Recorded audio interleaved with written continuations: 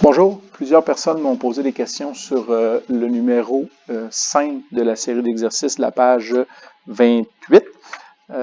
Donc, j'ai décidé de faire le corriger avec vous pour essayer de vous expliquer à mieux comprendre les paramètres. Donc, on va y aller fonction par fonction. Si je commence ici par la lettre A, bon, vous m'excuserez, là, l'image n'est pas belle, je ne la dirais pas très belle, en fait, elle n'est pas belle du tout, mais c'est une photo de votre manuel à la page 30. Donc, dans tous les cas, on part de la fonction qui est en orange pour obtenir la fonction qui est en vert. Et puis, on se demande quelle est la valeur des paramètres pour obtenir la fonction en vert. Si je regarde la première, donc, j'observe que on n'a pas eu de retournement. Donc, vous voyez ici, là, notre petite montagne en orange ici, elle est restée vis-à-vis. On voit qu'à l'horizontale, on n'a pas de modification du tout non plus. Donc, le B sera de 1. Et le A, ce que je m'attends à ce que vous voyez assez facilement, si vous avez commencé à étudier, c'est que le A va être plus grand que 1. Maintenant, pour savoir combien il vaut précisément, bien, je vous invite à aller voir les sommets de ces montagnes-là. Ici, on est à une hauteur de 1, tandis que là, on est à une hauteur de 4. On a donc multiplié par 4. Et c'est pourquoi on va dire que le A est égal à 4. Et donc que la règle, qui était sinus de x, va devenir maintenant 4 fois le sinus de x. Je m'en vais à la lettre B, ici. On avait un modèle de fonction valeur absolue. Alors f de x est égal à la valeur absolue de x. On voit clairement qu'on a un A négatif, parce qu'on a eu un retournement qui s'est fait comme ceci à la verticale. Ensuite, on voit aussi que la fonction en orange a été écrasée, donc on a eu une contraction. Donc vous pouvez vous imaginer là ici que le A en valeur absolue va être plus petit que 1. Donc on va avoir un nombre compris entre moins 1 et 1. Combien précisément? Ben, on voit au départ, lorsque j'avais un x de 4, le y était de 4. Après ma transformation, mon y était devenu de moins 1. C'est donc 4 fois plus petit. Et donc, on va pouvoir dire que A, non seulement est négatif, mais il vaut moins 1 quart. Et la fonction qu'on obtient va être la fonction f de x qui est égale à moins 1 quart fois la valeur absolue de x. Encore une fois, pas de modification à l'horizontale.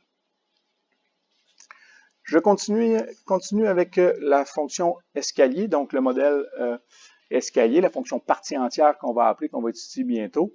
Alors, on a une série de marches et on a eu un retournement. Là, le retournement n'est pas facile à voir. Est-ce que c'est un retournement qui est horizontal ou vertical? La façon qu'on va le déterminer, c'est en regardant le point plein et le point vide.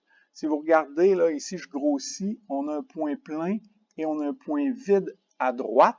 Dans le cas des marches en vert, c'est le contraire. Le point vide est à gauche et le point plein est à droite. Ce qui veut dire qu'on a eu un retournement horizontal. Donc, on a un B qui est négatif. Ensuite, qu'est-ce qui s'est passé? Les marches sont 2 fois plus hautes. Donc, A va être égal à 2. Et les marches sont 4 fois plus longues. Alors, on se rappelle pour le paramètre B, il faut y aller un peu dans le sens contraire de ce qu'on voudrait. Alors, je mets un négatif, donc un signe moins parce qu'on savait que le B était négatif. Et comme les marches sont 4 fois plus longues, on va dire que le B est de moins 1 quart. Ce qui va nous donner comme règle, f de x est égal à 2 fois la partie entière de moins x sur 4. Alors, on comprend, même si je n'ai pas mis le 1 ici, que c'est moins 1 quart qui est la valeur du paramètre B. Je continue. Par contre, avant de continuer, je vais effacer ce que j'ai fait ici pour mes premières fonctions pour pouvoir faire les 3 dernières. Comme ceci. Alors, je recommence avec la fonction D. On a un modèle d'une fonction exponentielle. Alors, en D, on a la fonction f de x qui est égal à une base, la base ici qui est 2 à la x. Alors, on voit ici qu'on a eu clairement un retournement vertical, puisque notre courbe en vert est rendue en bas de l'axe. Donc, on a un A qui est négatif. Mais on a aussi eu un B négatif. Parce que si on avait eu seulement un A négatif, la courbe qu'on aurait obtenue aurait été une courbe comme ceci. Donc, on voit que la courbe que je viens de tracer, qui était en noir, a subi un retournement horizontal, donc un B négatif. Si vous comprenez ça, vous êtes déjà vraiment quand même pas mal prêt pour le test. Maintenant, si vous voulez aller chercher le petit plus, combien valent les paramètres?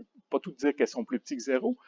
Combien valent-ils? Ben, encore une fois, pour un même x de 1, ici, on observe les y. Donc ici, j'avais un y de 2 au départ. Mon y est devenu 2 fois plus petit. Donc, je vais avoir un a de 1/2, ou plus précisément de moins 1/2.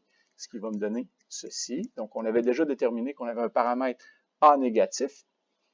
On a contracté d'un facteur 2, donc on obtient moins 1/2 fois 2 exposant moins 1 fois x, c'est-à-dire on va écrire plutôt f de x est égal à moins 1/2 fois 2 à la moins x. Je continue avec la fonction polynomiale de degré 2 qu'on a dans le bas de la page ici. Alors, fonction polynomiale de degré 2, à la lettre E, on a une fonction f de x au départ qui était x à la 2.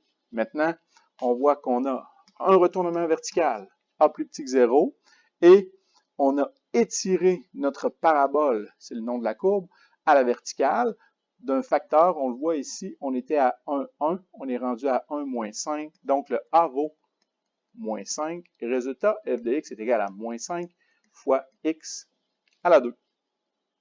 Et dernière petite fonction, la fonction modèle périodique, fonction sinus, ou plutôt ici, on avait le modèle cosinus de x pour la lettre F.